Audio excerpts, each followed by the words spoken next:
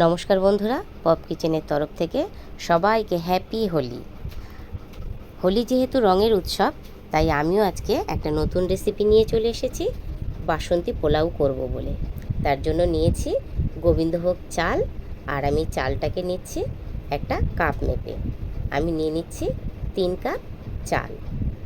চালটা এত সুন্দর আর এত ফ্রেশ, একদম ঝকঝক করছে, আর চালটা দিয়ে খুব সুন্দর একটা মিষ্টি গন্ধ বের হচ্ছে। তাহলে রঙের উৎসবে রঙিন হওয়ার জন্যে আজকে আমিও রান্না শুরু করছি রঙিন বাসন্তী পোলাও। এবার আমি চালের ভেতরে জল ঢেলে দিলাম এবং হাতের সাহায্যে ভালো করে সেটা ডলে ডলে ধুয়ে নেব। যতক্ষণ না চাল থেকে পরিষ্কার জল বের হচ্ছে ততক্ষণ আমি চালটা সুন্দর করে ধুয়ে নেব। বাসন্তী পোলাও চাল কিন্তু একদম ঝরঝরে হতে হয়, তাই আমার চালটা ধোয়া হয়ে গেলে আমি চালটা ঝরঝরে হওয়ার জন্য খানিকক্ষণ রেস্টে রেখে দেব, তাহলেই চালের জলটা টেনে যাবে। এর জন্য এবার আমি নিয়ে নেব মশলা। এবার নিয়ে নিচ্ছি তেজপাতা, শুকনো লঙ্কা, গরম মশলা, আর দেখুন বন্ধুরা নিয়ে নিয়েছি কিশমিশ, কাজু আর সাদা জিরে। এই কটা ইনগ্রিডিয়েন্টসই আমার বাসন্তী পোলাওর জন্য যথেষ্ট। এই দেখুন বন্ধুরা, চালগুলো একদম শুকিয়ে ঝরঝরে হয়ে গেছে। এর মধ্যে আমি দিয়ে দিচ্ছি নুন, হলুদ আর সামান্য আদা বাটা। এগুলোকে সব আমি আলতো হাতে মিশিয়ে নেব। আলতো হাতে মিশিয়ে নিচ্ছি এই কারণে যে চালগুলো যেন ভেঙে না যায়। চালগুলো ভেঙে গেলে ভাতগুলো ভালো হয় না। বন্ধুরা, আমি কিন্তু এর মধ্যে অল্প পরিমাণে হলুদ দিয়েছি। আমি বাসন্তী পোলাওয়ের কালারটাকে একটু হালকা করব বলে। অনেকে ডিপ কালার পছন্দ করেন। যারা ডিপ কালার পছন্দ করেন তারা একটু বেশি পরিমাণে হলুদ দেবেন, তাহলেই কালারটা ডিপ আসবে। আর অনেকে আবার কি করেন, চালটা যখন মেখে রাখেন তখন এর ভেতরে একটু ঘিও দিয়ে দেন। আমি কিন্তু বন্ধুরা এর মধ্যে ঘি দিচ্ছি না, আমি একেবারে কড়াইতেই বেশি করে ঘি দেব। এই দেখুন বন্ধুরা, আমি নিয়ে নিয়েছি কড়াই, আর কড়াইয়ের মধ্যে দিয়ে দিচ্ছি বেশি করে ঘি। আর ওপাশের ওভেনে আমি বসিয়ে দিচ্ছি গরম জল ফোটানোর জন্যে একটা হাঁড়িতে জল। এবার এই জলটাকে আমি ঢাকা দিয়ে দিচ্ছি। এবার দেখুন ঘিটা গরম হয়ে গেছে। এবার আমি এক এক করে সোমবার দিচ্ছি জিরে, তারপরে দেবো এর ভেতরে আমি তেজপাতা, আর দিয়ে দেবো আমি এর মধ্যে শুকনো লঙ্কা। আর একটা কথা বলে রাখি বন্ধুরা, আমি কিন্তু কিশমিশের সাথে ইকুয়াল হওয়ার জন্যে কাজুগুলোকে ছোট টুকরো করে ভেঙে নিয়েছি। এবার দিয়ে দিচ্ছি আমি গরম মশলা। গরম মশলার মধ্যে কিন্তু আমি লবঙ্গর পরিমাণটা একটু বেশি দিয়েছি, কেন লবঙ্গটা বাসন্তী পোলাও বেশি লাগে। এর মধ্যে এবার আমি দিয়ে দিচ্ছি কাজু, এটা নেড়ে চেড়ে এবার দিয়ে দেব কিশমিশ। এগুলোকে সুন্দর করে আমি একটু লাল লাল করে ভেজে নেব। ভাজা যেই হয়ে গেল, এর মধ্যে এবার আমি দিয়ে দেব মাখিয়ে রাখা আগের থেকে যে চালটা, সেই চাল।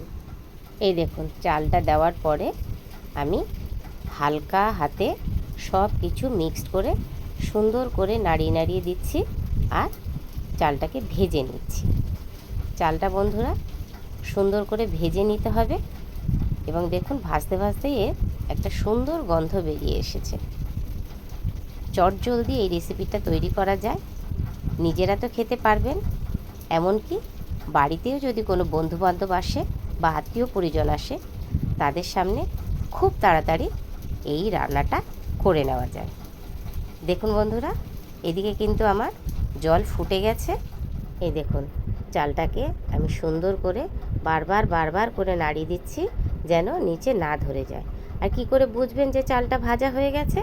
ঠিক নতুন অবস্থায় যেরকম সাদা থাকে, চালটা ভাজার পরেও ঠিক ওরকম সাদা সাদা হয়ে যাবে। তা থেকেই বোঝা যাবে চালটা কিন্তু আমাদের ভাজা কমপ্লিট।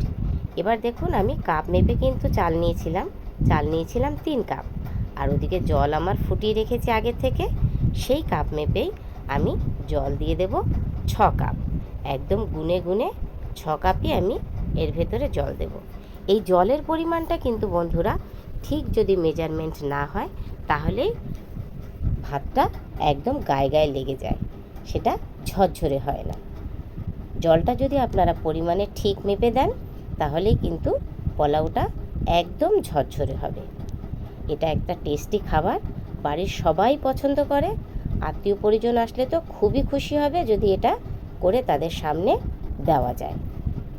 এবার দেখুন আমি এটাকে সুন্দর করে একটু নাড়িয়ে চাড়িয়ে দেব, দিয়ে এটাকে জোরে আঁচ করে দেব। জোর আঁচে এটাকে ঢাকা দিয়ে দেব 10 মিনিটের জন্য। এই দেখুন এবার আমি জালটাকে 10 মিনিটের জন্য হাই ফ্লেমে দিয়ে দেব, আর এটাকে সুন্দর করে ঢেকে দিচ্ছি। হাই ফ্লেমে 10 মিনিট হয়ে যাওয়ার পরে বন্ধুরা আমি ঢাকনাটাকে খুলে নিচ্ছি। এই দেখুন এটাকে সুন্দর করে হালকা হাতে নেড়ে দেব।